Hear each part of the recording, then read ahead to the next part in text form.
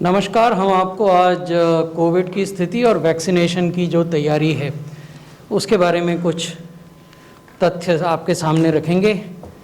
इस सप्ताह की जो मुख्य हाइलाइट्स हैं वो ये कि रिकवर्ड केसेस की संख्या अब 94 लाख से ज़्यादा हो गई है।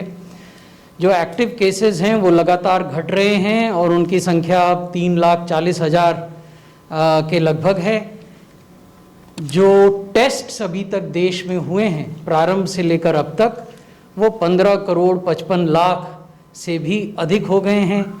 जो क्यूमुलेटिव पॉजिटिविटी है वो लगातार घट रही है और 6.37% है।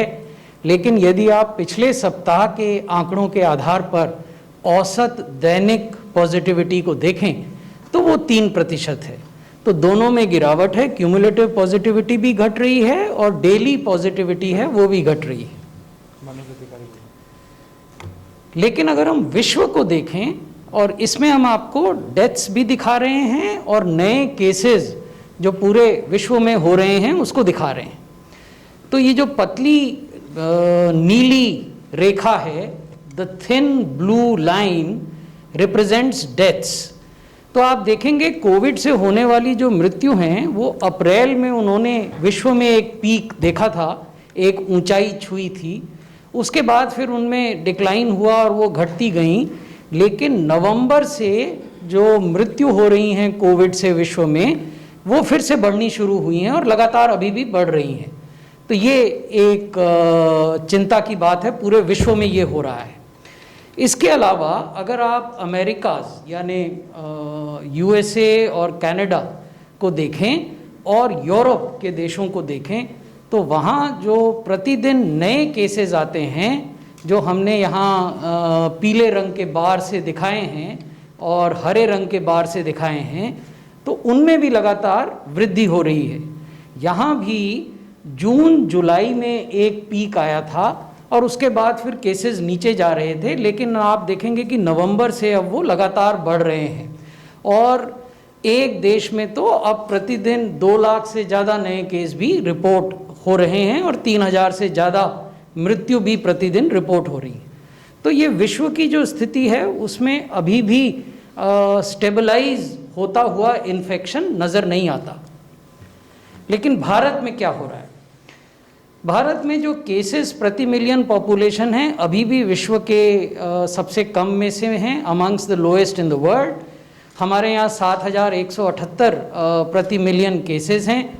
विश्व का एवरेज 9,000 का है और अनेक देश हैं जहाँ ये 30,000 40,000 से भी अधिक है प्रति मिलियन नए केसेस की संख्या। अगर पिछले 7 दिन में जो केस हुए अगर उनको देखें और उसकी तुलना करें तो भारत में 150 केस प्रति मिलियन पॉपुलेशन हुए पिछले सप्ताह। लेकिन विश्व के अनेक देशों में ये 1,000 से ज़्यादा और 4,000 से ज़्यादा भी हुए। यानी जहां भारत में इन्फेक्शन डिक्लाइन प्रदर्शित कर रहा है वहीं विश्व के अनेक देश हैं जहां इन्फेक्शन अभी भी बढ़ रहा है। अगर मृत्यु पर मिलियन पॉपुलेशन को देखें तो भारत में ये 104 हैं और अनेक देश हैं जहां ये भारत से 8 गुना 9 गुना और 10 गुना ज़्यादा हैं प्रति मिलियन मृत्यु। पिछले 7 दिनों में कोविड से होने वाली मृत्यु का अगर हम विश्लेषण करें तो भारत में 2 मृत्यु प्रति मिलियन पॉपुलेशन हैं पिछले 7 दिन के आंकड़ों के आधार पर। और अनेक देश ऐसे हैं जहां ये 40 से लेकर 70 के बीच में है। अब केस फर्टिलिटी रेट को देखें। इसका अर्थ है कि कुल जितने लोग पॉजिटिव हैं और उसमें जो कुल मृत्यु हुई उसका अनुपात। तो केस फर्टिलिटी रेट 1.45 है हमारे यहाँ। और जैसा हम पहले भी कहते रहे हैं और डॉक्टर पॉल ने भी आपको बताया है, भारत सरकार का राज्य सरकारों से और संघ शासित प्रदेशों से ये अनुरोध रहता है और ये परामर्श रहता है कि केस फर्टिलिटी रेट को 1% या उससे कम पर लाया जाए। यानी इस प्रकार से केसेस का मैनेजमेंट हो अस्पतालों में, इस प्रकार से उनको अस्पताल में समय पर लाया जाए कि कम से कम मृत्यु हो पाए। तो भारत में ये 1.45 है केस फर्टिलिटी रेट वर्तमान में। विश्व का औसत 2.26 है और बाकी देशों का कंपैरिजन हमने इसमें आपको दिखाया है। रिकवरी रेट की अगर बात करें तो हम 95% से अधिक रिकवरी कर चुके हैं। यूएसए, इटली, रशिया, ब्राज़ील के रिकवरी रेट हमने आपको दिखाए हैं। यूके और फ्रांस नियमित रूप से अपने रिकवरी रेट रिपोर्ट नहीं करते हैं, तो विश्व की जो अनेकों वेबसाइट्स हैं जो इस तरह के आंकड़ों को ट्रैक करती हैं, उसमें आपको इन 2 देशों के रिकवरी रेट नहीं मिलेंगे। लेकिन जो देश नियमित रूप से रिपोर्ट करते हैं उनके साथ हमने भारत की तुलना की है और आपके सामने ये आंकड़ा रखा है। जैसा मैंने पहले भी कहा कि एक्टिव केसेस की संख्या लगातार घट रही है। सितंबर के मध्य में हमने सबसे अधिक एक्टिव केसेस देखे थे। एक्टिव केस वो होते हैं जो या तो अस्पताल में भर्ती हैं या फिर घरों में सेल्फ आइसोलेशन में हैं डॉक्टर की निगरानी में। तो वो 10 लाख से अधिक थे सितंबर के महीने में। फिर अक्टूबर में वो 9 लाख हो गए, 16 अक्टूबर में 8 लाख हो गए और फिर घटते घटते अभी 6 दिसंबर को वो 4 लाख हो गए और वर्तमान में अब वो 4 लाख से भी कम हैं, 3,50,000 से नीचे चले गए हैं। लेकिन अगर राज्यों की स्थिति को देखें तो ये वो 5 राज्य हैं जहां अधिकतम प्रतिदिन औसत मामले दर्ज किए जा रहे हैं और ये हमने आपको वीक ऑन वीक के आंकड़े दिखाए हैं। तो आप देखेंगे कि केरल में जहां एक और नवंबर के मध्य में 5,500 केसेस प्रतिदिन होते थे वो घटे हैं और 4,600 पर आ गए हैं दिसंबर के मध्य में। लेकिन अभी भी देश में अगर आप औसतन प्रतिदिन केसेस के मामलों को देखें तो यहाँ सबसे ज़्यादा केस मिल रहे हैं। इसके बाद महाराष्ट्र का नंबर है जहाँ अभी 4,000 से कुछ अधिक केस प्रतिदिन औसतन आ रहे हैं। और जब सबसे ज़्यादा अगर पिछले 4 हफ्तों का आप आकलन करें आ रहे थे तो वो नवंबर के मध्य में थे। राजस्थान तीसरे नंबर पर है, वहाँ औसतन 1432 नए केस प्रतिदिन आते हैं, ये पिछले सप्ताह का आंकड़ा है। पश्चिम बंगाल तीसरे नंबर पर है, यहाँ 2,600 से अधिक केस हैं औसतन प्रतिदिन। पिछले सप्ताह उससे पहले और अधिक थे। अगर आप नवंबर में देखें 18 नवंबर से 24 नवंबर तो 3,600 औसतन केस आते थे। और दिल्ली देखें तो दिल्ली में काफ़ी गिरावट आई है, 6,400 से घटकर 2,129 हो गया। लेकिन दिल्ली में जिस अनुपात में नए केसेस की संख्या घटी है वो दक्षिण भारत के राज्यों के अनुपात में अभी भी कम है। आपको याद होगा कि किसी समय पहले 5 राज्यों में दक्षिण भारत के अनेक राज्यों के नाम आते थे, लेकिन अब वो नाम आप नहीं देखेंगे क्योंकि वहाँ अब केसेस की संख्या बहुत ज़्यादा घट गई है। तो ये भी एक महत्वपूर्ण तथ्य है। अगर आप औसतन प्रतिदिन नई मृत्यु को देखें तो उसमें भी दिल्ली, महाराष्ट्र, केरल, पश्चिम बंगाल और पंजाब पहले 5 राज्यों में हैं। दिल्ली में औसतन मृत्यु 52 प्रतिदिन हैं पिछले सप्ताह के आंकड़ों के आधार पर। महाराष्ट्र में 70, केरल में 30, पश्चिम बंगाल में 47 और पंजाब में 24। पंजाब की जो जनसंख्या है उसके आधार पर जो मृत्यु हो रही हैं ये चिंता का विषय है। हमने अलग से पंजाब के जो शीर्ष पदाधिकारी हैं स्वास्थ्य विभाग के उनसे बात की है और विमर्श किया है, उनको कुछ सुझाव भी दिए हैं। उस बैठक में डॉक्टर पॉल भी मौजूद थे जहां हमने ऐसे राज्यों से चर्चा की जहां औसतन मृत्यु के आंकड़े कुछ चिंताजनक हैं। अब मैं आपको वैक्सीनेशन की जो तैयारियों में कुछ नई बातें हुई हैं वो बताना चाहूँगा। हमने पिछली बार आपको बताया था कि पूरे देश में एक मल्टी लेवल गवर्नेंस मैकेनिज्म स्थापित किया गया है जो वैक्सीनेशन के कार्यों पर निगरानी रखेगा और सहायता प्रदान करेगा। राज्यों में 2 प्रकार की समितियां हैं। एक स्टेट स्टीयरिंग कमेटी है जिसकी अध्यक्षता राज्य के मुख्य सचिव, chief secretary of the state chairs the state steering committee, और एक स्टेट टास्क फोर्स है जिसकी अध्यक्षता स्टेट के स्वास्थ्य सचिव करते हैं। तो सभी 36 राज्यों और यूनियन टेरिटरीज़ में इनकी बैठकें हो गई हैं। 633 जिलों में जो जिला की टास्क फोर्स है जिसकी अध्यक्षता जिला अधिकारी करते हैं, district magistrate of the district heads the district task force, and there are 633 districts across the country where these task forces have met. 23 मंत्रालय और विभाग भारत सरकार में और राज्य सरकारों में चिन्हित किए गए हैं और उनको स्पेसिफिक भूमिका बांटी गई है। और ये भूमिका है प्लानिंग से संबंधित, इम्प्लीमेंटेशन से संबंधित, सोशल मोबिलाइजेशन से संबंधित और अवेयरनेस जनरेशन से संबंधित। जब भी वैक्सीन का रोल आउट होता है उस समय इन 23 मंत्रालयों और विभागों की खास जवाबदेही रहेगी। इसके अतिरिक्त ट्रेनिंग का काम बहुत तेज़ी से आगे बढ़ा है। मेडिकल ऑफिसर्स के लिए ट्रेनिंग मॉड्यूल तैयार हो गए हैं, वैक्सीनेटर्स जो हैं उनके लिए ट्रेनिंग मॉड्यूल तैयार हो गए हैं, उनके जो वैकल्पिक वैक्सीनेटर्स होंगे उनके भी तैयार हो गए हैं। Cold chain handlers, supervisors, data managers, ASHA coordinators, इन सब के ट्रेनिंग मॉड्यूल तैयार हो गए हैं। फिज़िकल ट्रेनिंग और वर्चुअल और ऑनलाइन प्लेटफॉर्म पे जो ट्रेनिंग दी जानी है वो प्रारंभ हो गई हैं सभी राज्यों में। और राष्ट्रीय स्तर पर और राज्य मुख्यालय के स्तर पर ट्रेनिंग ऑफ ट्रेनर्स, ये वो लोग हैं जो कि फिर डाउन द लाइन बाकी मैन पावर को ट्रेन करेंगे, उनके प्रशिक्षण भी पूर्ण कर लिए गए हैं, कंप्लीट हो गए हैं।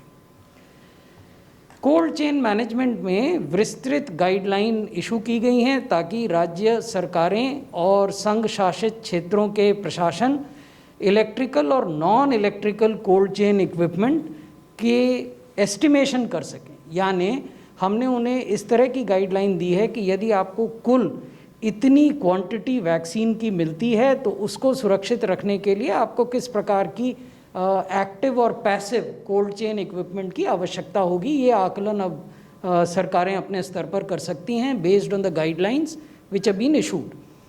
इसी प्रकार से management of cold chain at the last cold chain point, ये वो पॉइंट है जहाँ से वैक्सीनेशन सेशन साइट पे वायल्स ट्रांसपोर्ट की जाएंगी वैक्सीन की। तो वो जो अंतिम बिंदु है कोल्ड चेन का, वहाँ किस तरह की तैयारी होनी चाहिए ये, और सेशन साइट पर जहाँ टीकाकरण किया जाना है वहाँ किस प्रकार की व्यवस्था होनी चाहिए कोल्ड चेन के हिसाब से, इसकी गाइडलाइंस भी हमने राज्यों के साथ साझा की हैं। हम 29,000 कोल्ड चेन पॉइंट्स का उपयोग करेंगे, 240 वॉक इन कूलर्स का उपयोग करेंगे, 70 वॉक इन फ्रीज़र्स का उपयोग करेंगे, 45,000 आइस लाइन्ड रेफ्रिजरेटर्स, 41,000 डीप फ्रीज़र्स और 300 सोलर रेफ्रिजरेटर्स का उपयोग करेंगे। ये सारा इक्विपमेंट ऑलरेडी राज्यों के पास पहुंच गया है। इसके अलावा अन्य इक्विपमेंट भी उनको सप्लाई किया जा रहा है। एडवर्स इवेंट्स फॉलोइंग इम्यूनाइजेशन, ये एक क्रिटिकल बिंदु है। जब हम यूनिवर्सल इम्यूनाइजेशन प्रोग्राम करते हैं जो हम अनेक दशकों से इस देश में करते आ रहे हैं, तो भी बच्चों में और गर्भवती माताओं में कुछ कुछ प्रतिकूल प्रभाव दिखाई देते हैं टीकाकरण के बाद। तो इसलिए जब भी हम कोविड-19 का वैक्सीनेशन प्रारंभ करेंगे तो उस समय भी एडवर्स इवेंट्स की संभावनाओं से इनकार नहीं किया जा सकता है। जिन देशों में इम्यूनाइजेशन प्रारंभ हुआ है, विशेषकर यूके, वहाँ पहले ही दिन एडवर्स इवेंट्स हुए हैं। तो इसलिए ये आवश्यक है कि राज्य सरकारें और संघ शासित क्षेत्र इसके लिए भी तैयारी करें। तो सबसे पहला काम ये किया है भारत सरकार ने कि डिटेल्ड इंस्ट्रक्शन जारी किए हैं infection prevention and control practices पे वैक्सीनेशन के दौरान।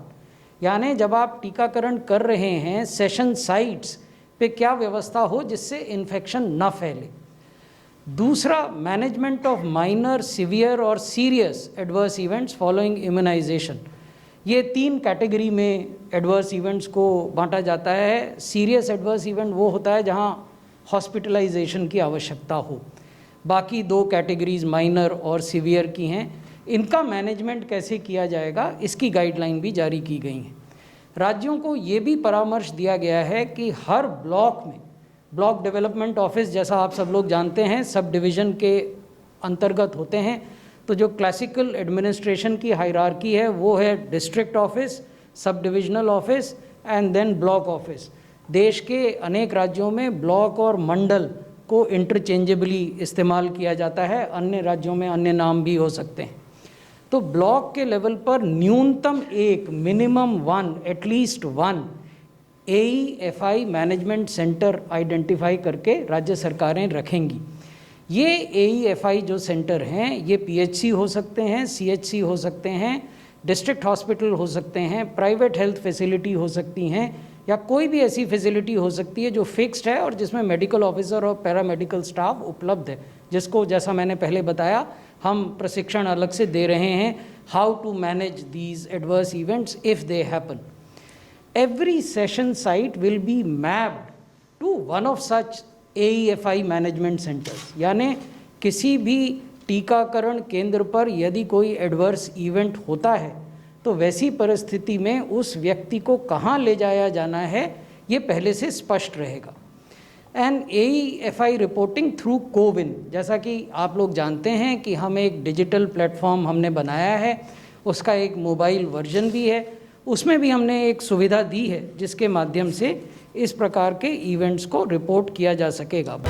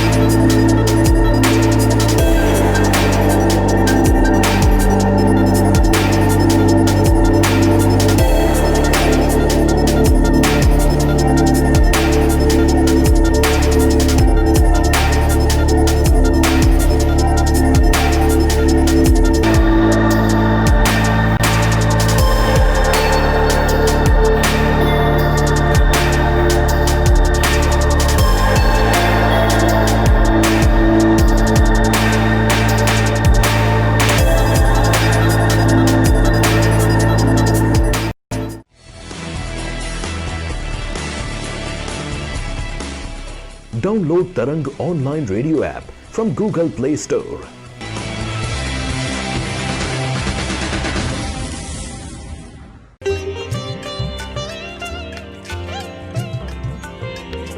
You are listening to Tarang Devotional Online Radio.